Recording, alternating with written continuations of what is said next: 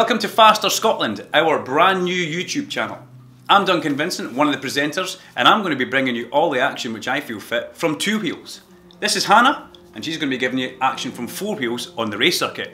And across here we've got Joey, and he is your rally man. So today I'm going to be doing a feature on a Ford Focus. It's really exciting, I can't believe they're letting me loose in it, but we'll see how it goes. And as Duncan mentioned earlier, I'll be covering all aspects of rallying. And speaking of proper motorsport, I caught up with Jimmy McRae this morning.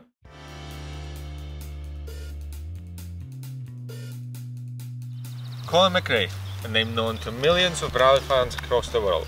But did you know there used to be a rally called Colin McRae Stages? So how is it possible for a rally with such an iconic name to be cancelled? Well, I've invited Jimmy McRae and John Five, who is a press officer for Colton's Car Club, to discuss the issue. So guys, how is it possible for a rally with such an iconic name to be cancelled? I think it's just a sign of the times, lack of money. The Colin McRae rally is the last rally of the season. People run out of money, and there's more and more cost to run the rally nowadays. So if the club can't get the entries, then they just can't afford to run the rally on. Okay, John? Well, there is that break-even point to consider, because before we can even get into the forest, you've got to pay £688 for every mile of forest used. So add that up. I'm not going to try it, but 45 miles at £688, that's what an amateur club is looking at before a car is turned a wheel in anger. So you really need to get a minimum number of entries, which is around 85, to make a one-day event viable in this country. And if you don't get 85 entries, the club stands to make a big loss. Therefore, it has to make that decision. Do we run or don't we? So what do you think, what shall be done in order to bring this iconic rally back? Get close to public roads. Okay. That's the only option available to us, because we're getting priced out the forest. And it's not just a question of price in the forest, it's manpower needed now to run a forest rally, because there are new safety rules, new restrictions, new regulations in force. And for an amateur club to take on this task, it's a mammoth Herculean effort that's required to put on a one-day rally. And a lot of clubs are just saying, is it worth it? Because these guys are doing it at nights and at weekends. They're having to do route recces, they're having to contact local landowners, they're having to deal with local businesses, local councils. There's a pile of paperwork to get through. The safety plan for the Colin McRae rally latterly was 28 pages. Now with the new regulations coming in, it's 48, 50 pages long, because we have to have everything sorted out to the satisfaction of this new beast that we have in the forest, the safety delegate. This is the MSA appointee who determines whether the rally is safe to run or not. Yeah, it would be a shame if we lost the forest, because it is something that any rally driver enjoys, is driving through the forest flat out. But if it's going to price itself out of the market, then what do you do? Well, on a positive note, Chris Meek has won the Rally of Portugal yesterday. Fabulous. Oh, great. Well, I was the first McRae to sit beside Chris Meek. It was a test we did down in the borders down in Dumfriesshire, and I invited Colin was doing something with another young guy. I said, I think we should get Chris Meek over, and I sat beside Chris Meek then, and I thought, well, it's something else. And actually, at the end of the day, I said to Colin, I said, go and sit beside that young guy and see what you think. And obviously Colin thought a lot of him, because Colin took him under his wing, and it's great to see it. It's unfortunate that he didn't get the stepping stone after he won the European Champion to get straight into the World Championship, but he's still got time in his hands. Yeah, many people thought it's the end of the era ultimately, but obviously he proved them all wrong. And with the new WRC coming in 2017, obviously he's got older car than anyone else in the field, yet he still won a rally. Well, he's a bit younger than me, and I reckon I've still got it. I think you've still got it too. So with the new regulations coming in 2017, with new body kit and new cars completely, what do you think? I personally think that's wrong. I think it's going back to the Group B cars, and these cars. Is that not what spectators want, though? spectators, I don't know. I don't really know that you know, there'll be much difference in. If there is an accident, it's going to be a bigger accident. You know, and I think, you know, if you go back to the Group B car, it climbed up with the Group B car, and there were a couple of really bad accidents, then they come back down again, and they're just going back up. Personally, I think they should have stuck with their R5 technology. Okay, so you reckon they should run R5 in WRC Championship as a on top level? Well, the WRC as it was, I think the cars were quick enough as they were without, you know, one of the things, okay, aerodynamics and things like that, but you know, to increase the size of the restrictor, you know, to give it suddenly another 40 brake horsepower, I don't know whether it's right or not. What we need is stability in the World Championship. This business of changing the cars season after season, year after year, it just adds to the cost. I mean, what price is a World Rally car these days? If you could buy one brand new straight at the workshop, $500,000? No? More than that. $500,000? You can buy an R5 car for what, just under 200,000? R5, well, if you want the proper R5 with all the proper bits in it, it's over 300,000. Wow. So a World Rally car is almost double the price. So you don't think that's the way forward? Me personally, I don't think it is. It's all very well having 10 or a dozen works cars at the head of the field, but no rally can run on just 10 or 12 entries. We need the clubbing behind them, we need the national runners, we need European Championship runners behind them, and if we price them out of the sport, where are the future rally stars going to come? We've got to encourage people in, and the way to do that is to try and keep the technology level lower and the prices lower. By all means, let the World Rally cars do their own thing, because these guys will just throw money at any problem. But if we could cap that, and if we can make the lower ranks more affordable, then rallying in the forests on gravel roads has a future. At the moment, the future's looking distinctly foggy. Okay. Right, come on Joe, what's your first memory of Colin McRae? Well, it was back in 2006 when I first met Colin. It was right here at the stages, and he was coming down the hill in his Mark 1 Escort. It was kind of browny colour, with his super flamboyant style. I was standing right there in that spot there, and he was almost touching my feet. That's you were over here on the banking? Right here. And where was his back wheel? It was literally a centimetre away from our feet. I still got a picture of that, and that was the first time I met Colin. It was like best day ever. So Jimmy has invited me for a last ride in Colin's Escort, and I'm not going to say no to that.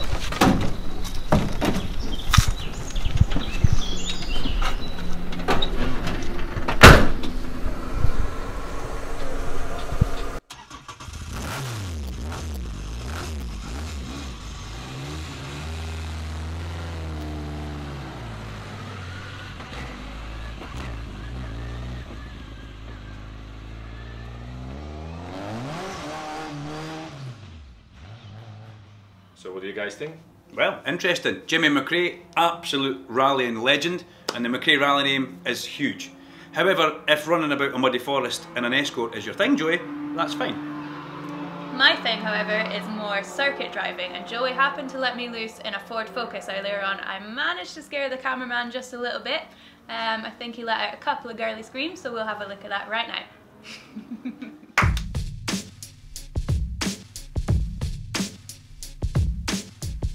This is one of the quickest Ford Focuses in the country. With almost 1,000 brake horsepower, nitrous and a massive turbo, this car has quite a cult following on the internet. And here's why.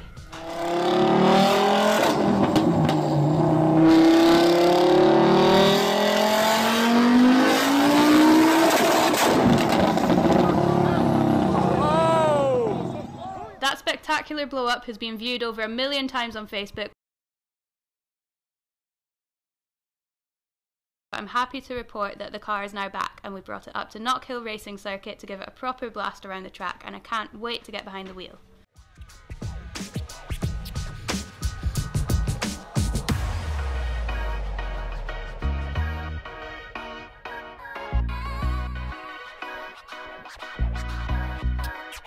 So here we are in the car, fully rebuilt, ready to go, no expense spared. Let's see how it drives.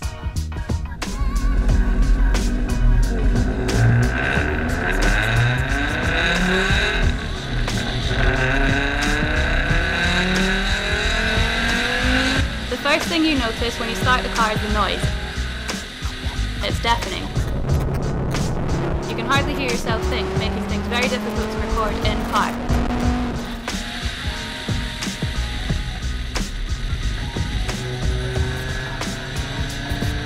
The next thing you notice is brutal acceleration. After a steady lap to warm up the tyres, I opened it up.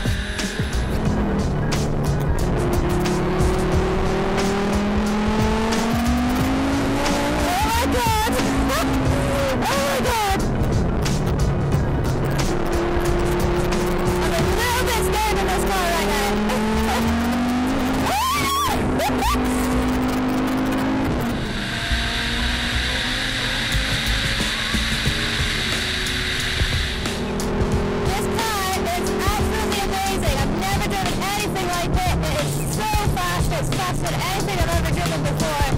When you put your foot down on the straight, you can feel the wheels are going to spin up underneath you. The grip of the car is just amazing. I'm kind of scared to push into the car. As you can hear, I'm still getting used to the heavy clutch. And the gear changes is very different to what I'm used to.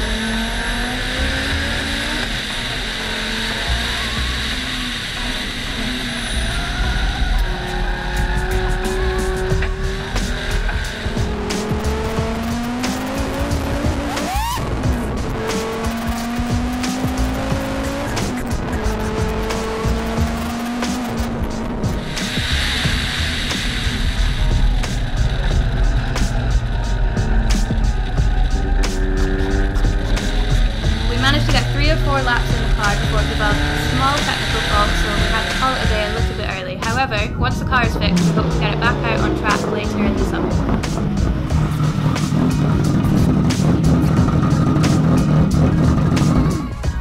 What a car! I'm just back from driving this around the track for a good number of laps. It took a few laps to get into it because the car is just an absolute monster. It just wants to fight you, but it handles so well. It turns into the corners brilliantly. It's glued to the road. The amount of power under this bonnet and the way the brakes slow the car down is just brilliant. I feel really privileged to have had a shot of this car. I'm kind of speechless. It's just so fast. I've never really driven anything like it, so I'm happy. Hopefully you're all happy too. So, just back in off track from driving the Ford Focus. Very impressive car, fastest thing I've ever driven. Very bright as well, you can see it a mile away, based on the legend himself, Valentino Rossi. Do you know who that is, Joey? Yes, I do, but I wouldn't necessarily call him a legend. You wouldn't? Really? I would call him God. He is the two-wheel phenomenon. Are you a phobia? Do you have a phobia for two wheels, Joey? No, I don't. I just think they're silly. I think he's a bit scared. I think he's scared. Would you Yeah. take a challenge, Joey? Do you fancy a bit of a race? I'll race you on anything and I'm still going to win. Okay. Me on four wheels, you on two wheels? This I would like to see. Let's go and get some leathers on. So as we watch Joseph getting into a real pair of leathers there, I always need a hand, and we've got helpful Struthers on hand to slip him in there. Joseph does look a little bit pasty white and slightly nervous. The Knockhill kart track itself, well, it's very tight, it's very twisty, it's ideal for mini motor racing, and believe it or not, this is where a lot of the kids come and actually hone their skills on mini motos in Scotland. The karts, well, they're powered by gas, they're very fast, very reliable, and this should be a cracking race. Right, Joey, happy? Yep. Yeah, you're looking quite... Look like a condom. You look like factory, as we would say in the biggest terms. Now behave, okay? This is a race, I'm going to smoke you, there's going to be one winner and one winner only, and that will be me. That makes sense. Please don't hurt yourself because we need you for the rest of the show. So after that safety briefing, there's nothing less than hit the track, that's what we're wanting to do. Joseph gets a proper safety briefing from Sandy McIntosh. Him and his son Alan run these Pallini mini motorbikes, and this is one of the higher bikes which Joseph's been given a shot of.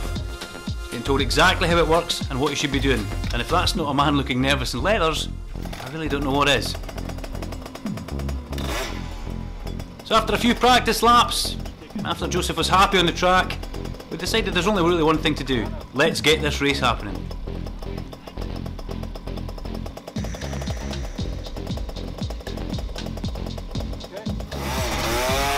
That wobbly start wasn't anything to go by. We knew what was just ahead of us and in the pipeline.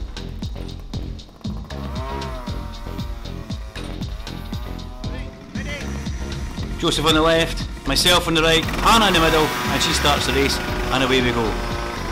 For the first couple of 100 yards, it looked like Joseph knew exactly what he was doing, but then he had to try and get round the corner. End of lap 1. Small lead for the car. Joseph doing well. Little wobbling towards the corner seemed to upset him just that little bit. There he was away. Head back down, even doing a little cool wobble, like he knew what he was doing. End of the lap, yes, the plonker in the car managed to have a spin, so Joseph comes back round ahead. I wasn't going to have that though. Tried to sneak past next to the corner and he cuts me off. However, I think we lost Joseph on this lap. Managed to come in with a massive lead, and where was Joey? After having one wobble, we then caught this on camera. Taxi for Joey. I don't know if that was an embarrassing wave to the camera or don't worry, I'm okay. Either way, we don't really care, but he got back on his bike, straight back up to race pace, with a few more wobbles. And just watch this one. This is a belter. Thankfully Joey once again A-OK, gets up past the camera and wobbles away, nursing his pride.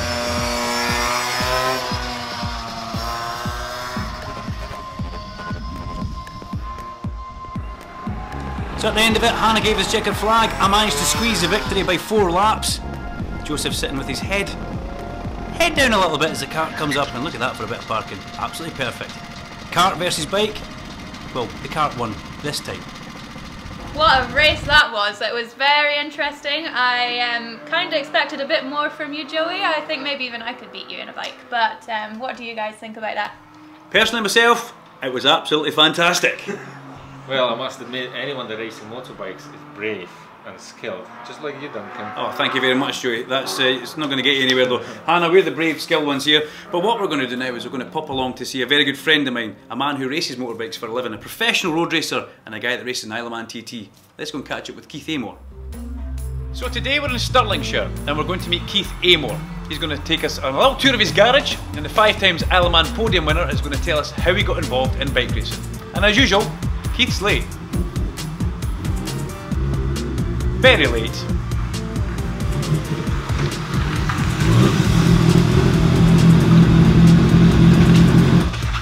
Right, old man? Good to see you, buddy. Sorry, I'm late. That's okay, better late than never. Keith, can you tell us how you managed to get into bike racing in the first place? The honest answer?